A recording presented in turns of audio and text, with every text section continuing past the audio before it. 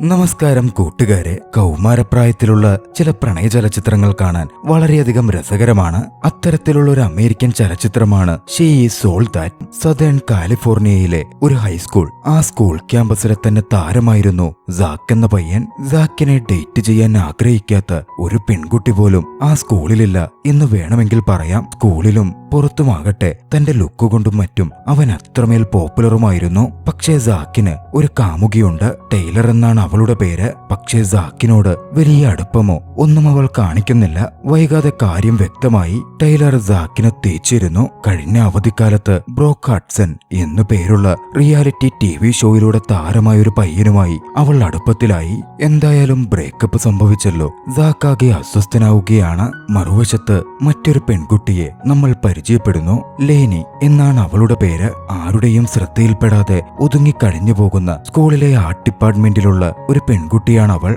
പ്രകൃതിയെയൊക്കെ ഏറെ സ്നേഹിക്കുന്ന ഒരു പെൺകുട്ടി. അവളുടെ പെയിന്റിംഗ് അത്ര മികച്ചതായി ടീച്ചറിന് പലപ്പോഴും തോന്നിയിരുന്നില്ല. അവളുടെ പെയിന്റിംഗ്സിൽ അവളെ കണ്ടെത്താൻ ശ്രമിക്കൂ എന്ന് ടീച്ചർ അവളെ ഉപദേശിക്കുകയൊക്കെയാണ്. അവരുടെ സ്കൂളിലെ അവസാനത്തെ സെമസ്റ്റർ ആയിരുന്നു. ആ കൊല്ലത്തോടെ ഗ്രാജുവേഷൻ കഴിയും. ശേഷം എല്ലാവരും പല യൂണിവേഴ്സിറ്റികളിലേക്കായിരിക്കും പോവുക. ഇതിനിടയിൽ സാക്കിന്റെയും ടൈലറിന്റെയും ബ്രേക്കപ്പ് സ്കൂൾ DJ അനൗൺസ് ചെയ്തതോടെ സ്കൂൾ മുഴുവൻ പരന്നു. സാക്കിന്റെ കാര്യം പറയണോ, അവൻ വലിയ നാണക്കേടിലായി. പക്ഷേ കൂട്ടുകാർക്ക് മുമ്പിൽ കുറച്ച് ആള് കളിക്കാനും സ്വയം ആശ്വസിപ്പിക്കാനും വേണ്ടി ടൈലറൊക്കെ എന്താണ് ഏതൊരു പെണ്ണിനെ വെച്ചും ടൈലറിനെ റീപ്ലേസ് ചെയ്യാൻ പറ്റും എന്നൊക്കെ സാക്ക് വെച്ച് കീച്ചുകയാണ്. കൂട്ടുകാരൻ ഡീനിന് അതത്ര ശരിയായി തോന്നുന്നില്ല. ഡീൻ സാക്കിനെ വെല്ലുവിളിച്ചു. പ്രോം ക്യൂനാവാൻ സാധ്യതയുള്ള സ്കൂളിലെ പോപ്പുലർ പെൺകുട്ടിയാണ് ടൈലർ. നിനക്കങ്ങനെ പറ്റുമെങ്കിൽ വേറെ ഏതേലും ഒരു പെൺകുട്ടിയെ നിന്റെ പ്രോം പാർട്ണറായി തിരഞ്ഞെടുത്ത് അവളെ പ്രോം ക്യൂനാക്കി കാണിക്ക് എന്നായിരുന്നു വെല്ലുവിളി. ഈ പ്രോം ക്യൂൻ, പ്രോം കിങ് എന്നൊക്കെ പറയുന്നത് അമേരിക്കയിലുള്ള സ്കൂളിലെ ഫെയർവെൽ പാർട്ടികളുമായി ബന്ധപ്പെട്ടിട്ടുള്ള ചില ചടങ്ങുകളാണ്. നമ്മുടെ സ്കൂളുകളിലെ ഫെയർവെൽ പാർട്ടി പോലെ ഫെയർവെല്ലിന് അമേരിക്കയിലും പാർട്ടി ഉണ്ടാകും. പ്രോം എന്നാണ് അതറിയപ്പെടുന്നത്. അന്ന് അവിടെ ഡാൻസും മറ്റുമുണ്ടാകും. കുട്ടികളുടെ ഇടയിൽ നിന്ന് മികച്ച രീതിയിൽ വരുന്നവരെ കുട്ടികൾ തന്നെ വോട്ട് ചെയ്ത് തിരഞ്ഞെടുക്കുകയാണ് പ്രോം ക്യൂനും പ്രോം കിങ്ങും തിരഞ്ഞെടുക്കപ്പെടുന്നത്. പിന്നെ അവരുടെ മികച്ച പെർഫോമൻസും അതിലൊരു കാര്യമായിരിക്കും. എന്തായാലും ഡീനിന്റെ ആ വെല്ലുവിളി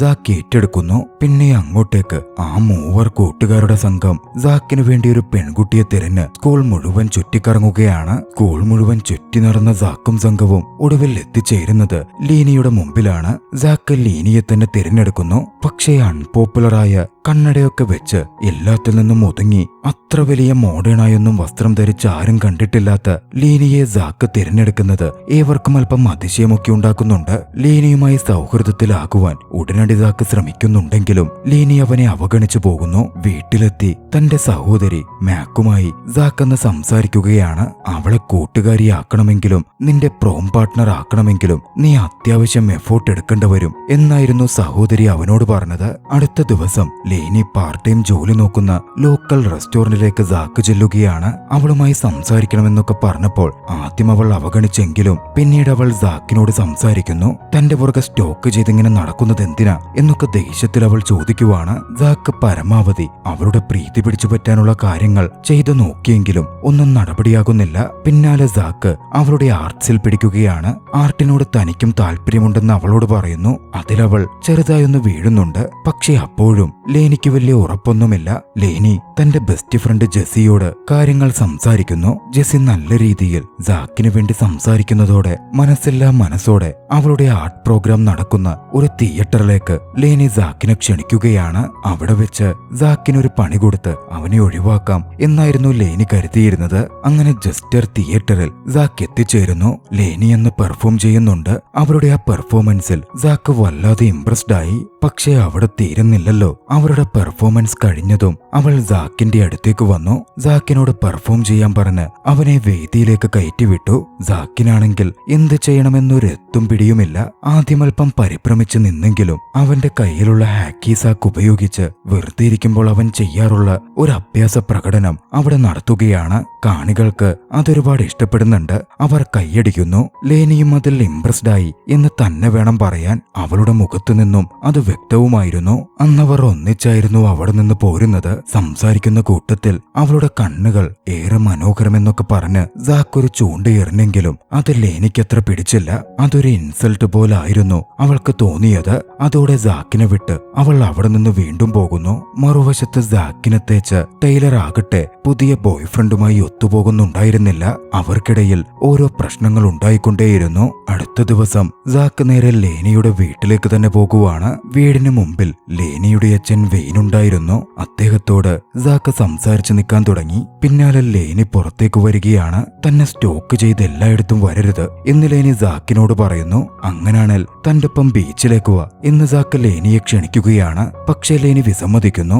ഉടൻ സാക്ക് പറഞ്ഞു, ആ നീ വരുന്നില്ലേ, ഞാൻ ദാ ഇവിടെ തന്നെ ചുറ്റിക്കറങ്ങി നടക്കും. അല്ലേൽ വേണ്ട, ഞാൻ പോകുന്നില്ല. നിന്റെ അനിയന്റെ ഒപ്പം ഇരുന്ന് ഗെയിം കളിക്കാൻ പോവുക. മറ്റു വഴികളൊന്നുമില്ലാതെ ലേനിയൊടുവിൽ സാക്കിന്റെ കൂടെ ചെല്ലുവാണ്. അവിടെ ഡീനും പ്രസ്റ്റനും മറ്റു കുറച്ച് കൂട്ടുകാരുമൊക്കെ ഉണ്ടായിരുന്നു. അവർ ബീച്ച് വോളിബോൾ കളിച്ചു. രസകരമായി കുറെ സമയം ചെലവഴിച്ചു. വൈകിട്ട് അവർ തിരിച്ചു പോരുമ്പോൾ പ്രസ്റ്റന്റെ വീട്ടിൽ അന്ന് നടക്കുന്ന പാർട്ടിക്ക് ലേനിയെ അവർ ക്ഷണിക്കുകയാണ്. പക്ഷേ താൻ ബിസിയാണ് എന്ന് പറഞ്ഞ് ആദ്യം അതിൽ നിന്നൊഴിയാനായിരുന്നു പതിവ് പോലെ ലേനി ശ്രമിക്കുന്നത്. പക്ഷേ ഏവരും ചേർന്ന് കുറച്ചൊക്കെ കൺവിൻസ് ചെയ്തപ്പോൾ ലേനിയൊടുവിൽ സമ്മതിക്കുന്നുണ്ട്. പിന്നാലെ ലേനിയിൽ നിന്ന് തന്നെ സാക്ക് ഒരു കാര്യം കൂടി മനസ്സിലാക്കുകയാണ്. തന്റെ ലുക്സിനെ പറ്റി ലേനി വളരെയധികം ഇൻസെക്യൂർഡ് ആണ്. താൻ കാണാൻ അത്ര നല്ലതൊന്നുമല്ല എന്നാണ് അവൾ വിശ്വസിക്കുന്നത്. തനിക്ക് അണിഞ്ഞൊരുങ്ങാനും അറിയില്ല എന്നും അവൾക്ക് ചിന്തയുണ്ട്. ഏവരും തന്നെ അപമാനിക്കും, കളിയാക്കും എന്ന തോന്നലൊക്കെ ഉള്ളതുകൊണ്ട് പൊതുവെ അവൾ ഇത്തരത്തിലുള്ള പാർട്ടികളിൽ നിന്നൊക്കെ ഒഴിഞ്ഞു നിൽക്കാറാണ് പതിവ്. കാര്യം മനസ്സിലാക്കിയതും സാക്ക് നേരെ തന്റെ സഹോദരിയുടെ സഹായം ചോദിക്കുന്നു. ലേനിയെ സുന്ദരിയായി ഒന്ന് അണിയിച്ചൊരുക്കണം എന്നായിരുന്നു അത്. അങ്ങനെ സാക്കിന്റെ സഹോദരി അണിഞ്ഞൊരുങ്ങാൻ ലേനിയെ ഹെൽപ്പ് ചെയ്യുവാണ്. അണിഞ്ഞൊരുങ്ങി വന്ന അവളുടെ ഭംഗി കണ്ട് സാക്ക് തന്നെ നോക്കി നിന്ന് പോയിരുന്നു. മാത്രമല്ല അവളോട് അവനൊരു ഇഷ്ടം തോന്നാനും ആരംഭിച്ചു. വൈകാതെ അവർ പാർട്ടിക്കെത്തി. ലേനിയെ പുതിയ ലുക്കിൽ കണ്ട് അവിടെ ഉണ്ടായിരുന്ന പലരും അതിശയിച്ചു പോയിരുന്നു. ഡീനും അവിടെ ഉണ്ടായിരുന്നു. ഡീൻ നേരെ സാക്കിനടുത്തേക്ക് വന്ന് നിനക്കും ലേനിക്കുമിടയിൽ എന്തെങ്കിലും റൊമാൻറ്റിക് സംഗതികൾ ഉണ്ടോടാ എന്ന് ചോദിച്ചു. ഇല്ലെന്നായിരുന്നു സാക്കിന്റെ മറുപടി. താൻ അവളുടെ കൂടെ കൂടി ഇരിക്കുന്നത് തന്നെ ബെറ്റിൽ വിജയിക്കാൻ മാത്രമാണ് എന്നും സാക്ക് പറയുകയാണ്. ഇതിനിടയിൽ പാർട്ടിയിൽ ഒരു സംഭവവും ഉണ്ടായി. ടൈലറും ബ്രോക്കും പാർട്ടിക്ക് വന്നിരുന്നു. ടൈലറുടെ കാമുകൻ ബ്രോക്കാകട്ടെ അന്ന് ഇവരുടെയും മുമ്പിൽ വെച്ച് മദ്യം തലക്ക് പിടിച്ച് വിചിത്രമായ രീതിയിൽ ഡാൻസ് കളിക്കുകയും സ്വയം കോമാളിയെപ്പോലെ പെരുമാറുകയും ചെയ്തു. ടൈലറിന് അതൊക്കെ വലിയ അപമാനമായിരുന്നു. ടൈലർ അങ്ങനെ ദേഷ്യം പിടിച്ച് നിൽക്കുമ്പോഴാണ് ലേനി ആ വഴി വരുന്നത്. ടൈലർ നേരെ ലേനിയുടെ മുമ്പിലേക്ക് ചെല്ലുന്നു. ലേനിയുടെ പുതിയ ലുക്കിലും മറ്റും അസൂയ തോന്നിയിരുന്ന ടൈലർ ഏവർക്കും മുമ്പിൽ വെച്ച് ലേനിയെ കൊച്ചാക്കി കാണിച്ച് സംസാരിക്കുകയാണ്. പിന്നാലെ തന്റെ കയ്യിലുള്ള വൈൻ അവളുടെ ഡ്രസ്സിലേക്കും ഒഴിച്ച് ആ ഡ്രസ്സും മോശമാക്കുന്നു. നിന്നെപ്പോലുള്ള സാധനങ്ങൾ കാരണമാ ഇതുപോലുള്ള ഒരു പാർട്ടിക്കും ഞാൻ ഒരിക്കലും പോവാത്തത് എന്ന് ദുഃഖത്തോടെ പറഞ്ഞ് അപമാനിക്കപ്പെട്ട ലേനി അവിടെ നിന്നിറങ്ങിയോടുകയാണ്. സാക്ക് അവളുടെ പിന്നാലെ ഓടിയെത്തി പൊട്ടിക്കരഞ്ഞിരുന്ന അവളെ ആശ്വസിപ്പിച്ചു. അടുത്ത ദിവസം ലേനി സ്കൂളിലേക്ക് എത്തുമ്പോൾ പല കുട്ടികളും അവളെ അപ്രിഷ്യേറ്റ് ചെയ്യുകയും കൺഗ്രാറ്റുലേറ്റ് ചെയ്യുകയും ഒക്കെ ചെയ്യുന്നുണ്ട്. ലേനിക്ക് കാര്യമെന്താണെന്ന് മനസ്സിലാകുന്നുണ്ടായിരുന്നില്ല. വൈകാതെ അവളത് തിരിച്ചറിയുകയാണ്. ടൈലറിനൊപ്പം പ്രോം ക്യൂൻ ആവാൻ വേണ്ടി ലേനിയും നോമിനേറ്റ് ചെയ്യപ്പെട്ടിരിക്കുന്നു എന്നായിരുന്നു അത്. അതിന് പിന്നിൽ പ്രവർത്തിച്ചത് സാക്കായിരുന്നു. ലേനിക്ക് ആകെ അത്ഭുതം തോന്നി, ഒപ്പം സന്തോഷവും. മറുവശത്ത് കാറിലിരുന്ന് ടൈലർ പൊട്ടിക്കരയുകയായിരുന്നു. കൂട്ടുകാരികൾ എത്തി കാര്യം ചോദിച്ചപ്പോ ടൈലർ അത് പറഞ്ഞു. അവളുടെ കൊട്ടിഘോഷിച്ച ബോയ് ഫ്രണ്ട് ബ്രോക്ക് കഴിഞ്ഞ പാർട്ടി കഴിഞ്ഞപ്പോൾ അവളുമായി ബ്രേക്കപ്പ് ആയത്രേ. നാളുകൾ അങ്ങനെ കടന്നുപോയിക്കൊണ്ടേയിരുന്നു. ഒരു ദിവസം സാക്കും കൂട്ടുകാരും ഫുട്ബോൾ കളിക്കുകയാണ്. ഓപ്പൺ പോസ്റ്റിൽ ഗോളടിക്കാൻ സാക്കിനൊരു അവസരം കിട്ടിയിട്ടും അവനത് മിസ് ചെയ്തു. അന്ന് ഡ്രസ്സിംഗ് റൂമിൽ വെച്ച് കൂട്ടുകാരൻ ഡീൻ സാക്കിനെ അതും പറഞ്ഞൊന്ന് ചൊറിയുകയാണ്. ഗേൾഫ്രണ്ട് പോയി കുറച്ചു കാലമായപ്പോഴേക്കും നിന്റെ ടച്ചൊക്കെ വിട്ടല്ലോ വളിയ, ആരോടും ഇന്റിമേറ്റ് ആവാത്തതുകൊണ്ട് ഒരു കോൺസെൻട്രേഷൻ അങ്ങ് കിട്ടാത്ത പോലെ നിനക്കാ ലേനിയെ അങ്ങ് വളച്ചെടുത്ത് കാര്യം സാധിച്ചുകൂടെ? നിങ്ങൾ വലിയ അടുപ്പത്തിലാണല്ലോ. ഇല്ലടാ, ലേനി വളരെ നല്ലൊരു പെൺകുട്ടിയാ എന്ന് സാക്ക് പറഞ്ഞതും നിനക്ക് ബുദ്ധിമുട്ടാണേ പറ, ഞാനൊന്ന് ട്രൈ ചെയ്തു നോക്കാം എന്ന് ഡീൻ അങ്ങ് പറയുമായിരുന്നു. അത് സാക്കിന്റെ ദേഷ്യം ആളിക്കത്തിച്ചു. അവർക്കിടയിൽ ഒരു ഫൈറ്റ് തന്നെ ഉണ്ടാവുകയാണ്. പ്രസ്റ്റനായിരുന്നു അവരിരുവരെയും പിടിച്ചു മാറ്റിയതുപോലും. പിന്നീട് സാക്ക് നേരെ ലേനിയെ കാണുവാൻ ലേനിയുടെ വീട്ടിലേക്ക് ചെല്ലുകയാണ്. വീടിന്റെ ബേസ്മെന്റിൽ അവൾ ഒരു ആർട്ട് വർക്ക് പൂർത്തിയാക്കുന്ന തിരക്കിലായിരുന്നു. അവളുടെ ആർട്സിന്റെ ഫൈനലിനു വേണ്ടി അവൾ തയ്യാറാക്കുന്ന ചിത്രം അവളുടെ തന്നെ അമ്മയുടെ ഒരു പോർട്രേറ്റ് ആയിരുന്നു അത്. ആ ചിത്രം കണ്ട് അതേറെ മനോഹരമായിട്ടുണ്ടല്ലോ എന്ന് സാക്ക് പറഞ്ഞു. സാധാരണഗതിയിൽ തന്നെ സാക്ക് അവളോട് അവളുടെ അമ്മയെപ്പറ്റി ചോദിക്കുവാണ്. തന്റെ അമ്മ ക്യാൻസർ വന്ന് തന്റെ ചെറുപ്രായത്തിലെ മരണപ്പെട്ടുപോയി എന്ന് ലേനി മറുപടി പറഞ്ഞു. പക്ഷേ ഇന്നുവരേക്കും അമ്മയെപ്പറ്റി ഓർത്ത് താൻ കരഞ്ഞിട്ടേയില്ല എന്നും അവൾ കൂട്ടിച്ചേർക്കുകയാണ്. സാക്ക് അവളോട് ഇങ്ങനെ അടച്ചുപൂട്ടി ജീവിക്കാതെ മനസ്സ് തുറക്കാൻ ആവശ്യപ്പെടുന്നു. ലേനി മനസ്സ് തുറന്നു. തന്റെ അമ്മയുടെ മരണശേഷം വീട്ടിലെ കാര്യങ്ങളൊക്കെ നോക്കുന്നത് താനാണ്. തനിക്ക് ആവശ്യത്തിൽ കൂടുതൽ ജോലിയും മറ്റുമുണ്ട്. അതുകൊണ്ടാണ് ആരുമായും താൻ അടുക്കാത്തതും ആരെയും തന്നോട് അടുപ്പിക്കാൻ സമ്മതിക്കാത്തതും. അങ്ങനെ ഓരോന്നും പറയുന്ന കൂട്ടത്തിൽ സാക്ക് തന്റെ മനസ്സും തുറന്നു. സാക്കിന്റെ അച്ഛന് സാക്ക് ഡാർമൌത്തിൽ പോയി പഠിക്കണമെന്നാണ്. സാക്കിന്റെ അച്ഛൻ അവിടെ പഠിക്കാൻ ഒരുപാട് ആഗ്രഹിച്ചിരുന്നു. പക്ഷെ അച്ഛൻ അതിനൊന്നും സാധിച്ചില്ല. ഇപ്പോൾ സാക്കിലൂടെ തന്റെ ആഗ്രഹങ്ങൾ നേടിയെടുപ്പിക്കുവാൻ അദ്ദേഹം ശ്രമിച്ചുകൊണ്ടിരിക്കുകയാണ്. സാക്കിന് ഓഫർ ലെറ്ററുകൾ വന്നെങ്കിലും അച്ഛൻ കാണാതെ അവൻ ഇപ്പോഴും അത് ഒളിപ്പിച്ചു വെച്ചിരിക്കുകയാണെന്നും തനിക്ക് അങ്ങോട്ടേക്കൊന്നും പോയി പഠിക്കാൻ താല്പര്യമില്ലെന്നും തന്റേതായ താല്പര്യങ്ങളുണ്ടെന്നും സാക്ക് പറയുന്നു. അവരുടെ മനസ്സ് തുറന്നുള്ള ആ സംസാരം ഇരുവരെയും അടുപ്പിക്കുന്നുണ്ടായിരുന്നു. ഒരു ഘട്ടത്തിൽ ഇരുവരും അടുത്തടുത്ത് വന്നു. സാക്ക് ലേനിയെ ചുംബിക്കാൻ മുഖം അവളോട് അടുപ്പിച്ചു കൊണ്ടുചെന്നതും ലേനി ചോദിച്ചു, പ്രോം കിങ് ആകുവാൻ എന്റെ വോട്ട് കിട്ടാനാണോ നീ ഇതൊക്കെ ചെയ്യുന്നത്? തമാശയായിട്ടാണ് ലേനി അത് ചോദിച്ചതെങ്കിലും സാക്കിന് പെട്ടെന്ന് വല്ലാതായി. ഡീനുമായുള്ള ബെറ്റാണല്ലോ താൻ ലേനിയോട് അടുക്കുവാനും ഇത്തരത്തിൽ നിൽക്കുവാനും കാരണമെന്ന് തോന്നിയപ്പോൾ അവന് കുറ്റബോധം തോന്നി. അവൻ വേഗത്തിൽ അവിടെ നിന്ന് പോരുവാണ്. ലേനിയും കുറച്ച് കൺഫ്യൂസ്ഡ് ആയിരുന്നു. അടുത്ത ദിവസം തനിക്കും സാക്കിനുമിടയിൽ ഉണ്ടായ കാര്യം കൂട്ടുകാരൻ ജെസിക്കടുത്ത് ലേനി ഷെയർ ചെയ്തു. ആ സമയമായിരുന്നു അങ്ങോട്ടേക്ക് ലേനിയുടെ സഹോദരൻ സൈമൺ കടന്നു വരുന്നത്. പക്ഷേ കുറച്ച് സീനിയർ ബുള്ളീസ് അവനെ പിടിച്ച് അഡൾട്ട് മാഗസിൻ കാണിക്കാനും ഉപദ്രവിക്കാനും ഒക്കെ തുടങ്ങി. കൃത്യസമയത്ത് സാക്ക് അങ്ങോട്ടേക്ക് എത്തിയിരുന്നു. സാക്ക് സൈമനെ സംരക്ഷിച്ചു. ഇതേ സമയം അന്ന് നടന്ന ഫൈറ്റിനു ശേഷം സാക്കിനോട് ഡീനിനൽപ്പം വാശിയും ദേഷ്യവും തോന്നിയിരുന്നു. അവനൊരു പണി കൊടുക്കണം എന്ന് തന്നെ ചിന്തിച്ച് ഡീൻ നടക്കുകയായിരുന്നു. ഡീൻ അങ്ങനെ ലേനിയുടെ അടുത്ത് ചെല്ലുകയാണ്. പ്രോം പാർട്ടിയിൽ തന്റെ പാർട്ട്ണർ ആകാമോ എന്ന് ലേനിയോട് അവൻ ചോദിക്കുന്നു. പക്ഷേ ലേനി അതിൽ നിന്ന് ഒഴിഞ്ഞു മാറുകയായിരുന്നു ചെയ്തത്. പക്ഷേ ഡീനുണ്ടോ വിടുന്നു. വാശിയുണ്ടായിരുന്ന ഡീൻ സാക്കിനൊപ്പം പോവാനാണെങ്കിൽ അവനിപ്പോഴും ടൈലറിനൊപ്പമാ. ബ്രേക്കപ്പ് ആയ ശേഷം ടൈലറും സാക്കും വീണ്ടും പ്രണയത്തിലായി എന്നൊക്കെ ലേനിയോട് പറയുകയാണ്. ലേനിക്ക് പക്ഷേ അതൊന്നും വിശ്വസിക്കണമെന്നേ ഉണ്ടായിരുന്നില്ല. അവൾ കുറെ നേരം മിണ്ടാതിരുന്നതേയുള്ളൂ. നീ ആലോചിച്ചു നോക്ക്, ഇത്ര നാളായിട്ടും അവന്റെ പ്രോം ഡേറ്റ് അഥവാ പാർട്ട്ണർ ആകുവാൻ അവൻ നിന്നോട് ചോദിച്ചില്ലല്ലോ. അതെന്തുകൊണ്ടാ?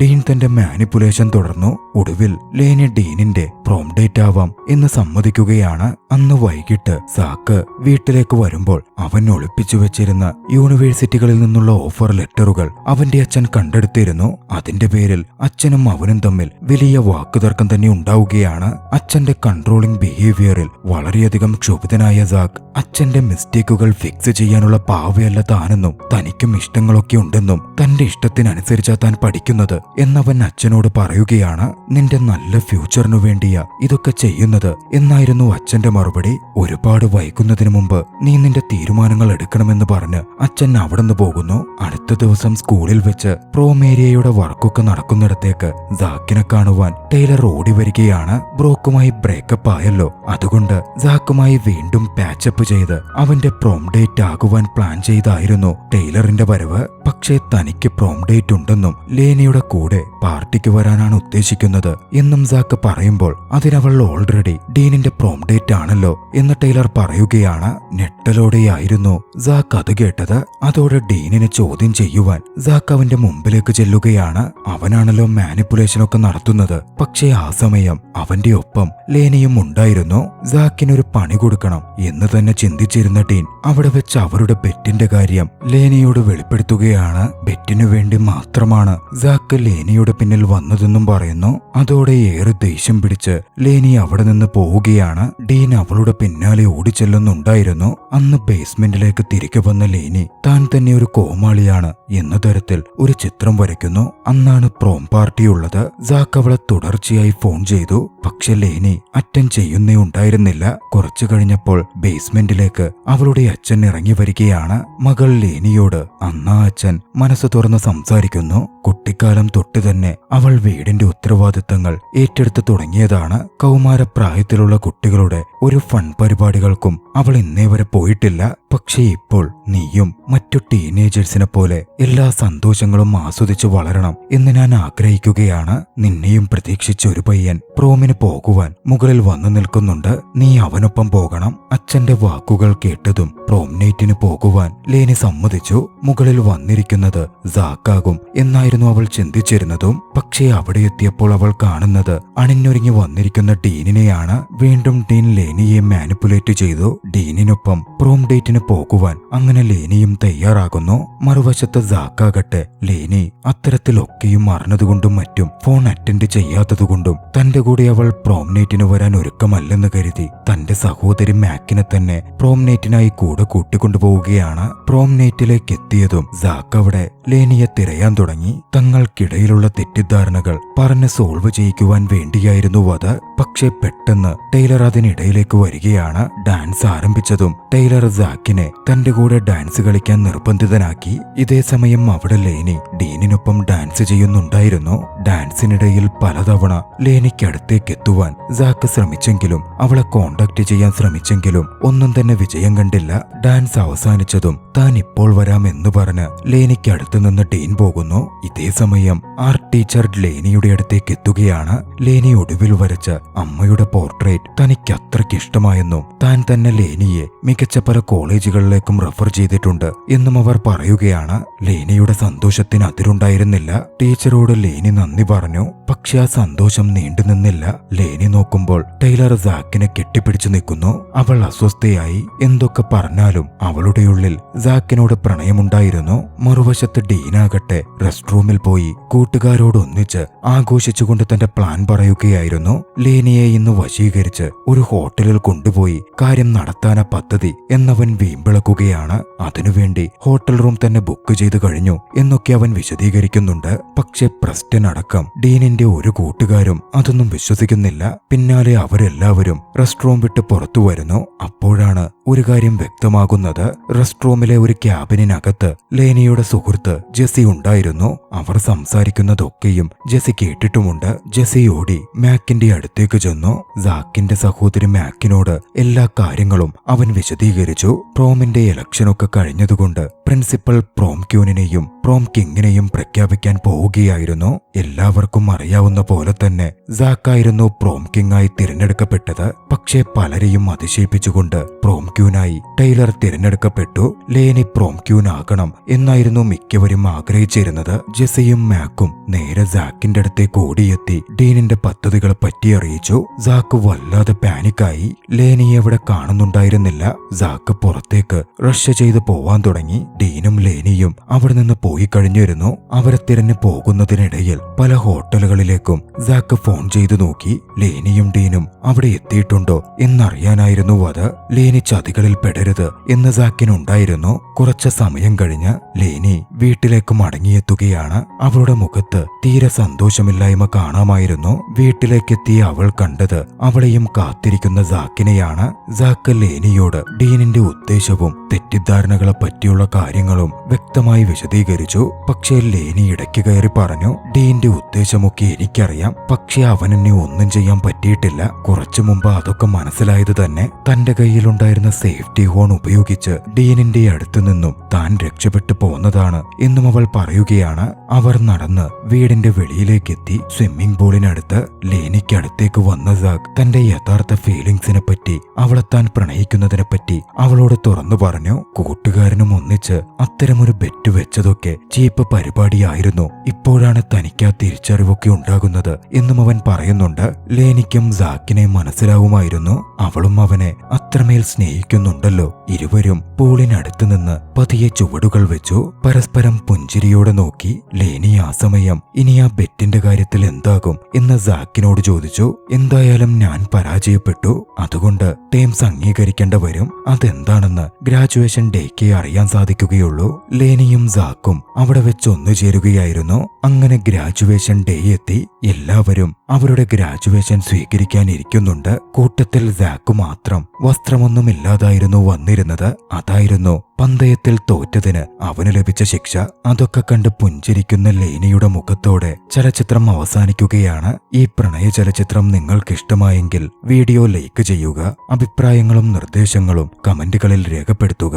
കഴിയുമെങ്കിൽ ചാനൽ സബ്സ്ക്രൈബ് ചെയ്തും കൂട്ടുകാർക്ക് ഷെയർ ചെയ്തു കൊടുത്തും ഞങ്ങളെ സപ്പോർട്ട് ചെയ്യുക. അടുത്ത എപ്പിസോഡിൽ മറ്റൊരു മികച്ച ചലച്ചിത്രവുമായി നമുക്ക് കണ്ടുമുട്ടാം. അതുവരെ ബൈ.